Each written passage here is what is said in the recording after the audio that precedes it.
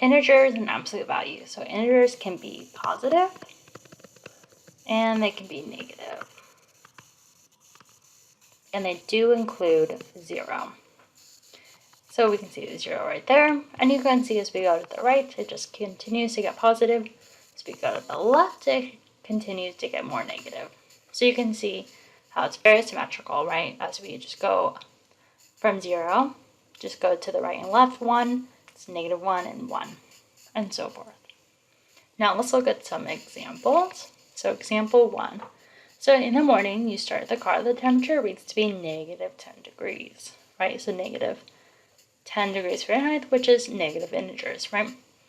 Then you notice by afternoon, the car reads the temperature to be +10, right? So Fahrenheit, so that's positive integers. So what does this mathematically look like?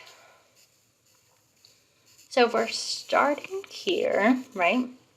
This is where we're starting in the morning. And then we're going all the way to 10, right? By the afternoon. So we're going to the right? This is the morning.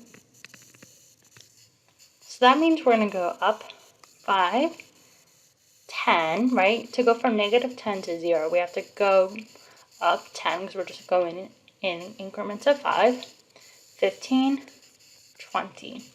So this looks like a positive 20 change, right? To go from left and then to go to the right all the way to 10 would be positive 20. Now let's look at another example. So example 2. If the preheat temperature goes from -40 degrees to 250 degrees Fahrenheit, what does this change mathematically look like? Well, if we're going from -40, right, if we were to do a rough estimate, and this is 250 degrees Fahrenheit, right? Somewhere right here, 0 degrees Fahrenheit. Well, what happens is we're going from here to here. Let's go ahead and look. Well, to go from -40 to 0, that would be adding 40, right? And then to go from 0 to 250, we'd add 250, right? So together, that looks like positive 290. So we're just adding 290 degrees, right, to -40 to end up at 250. Now let's go over one more thing. So absolute value.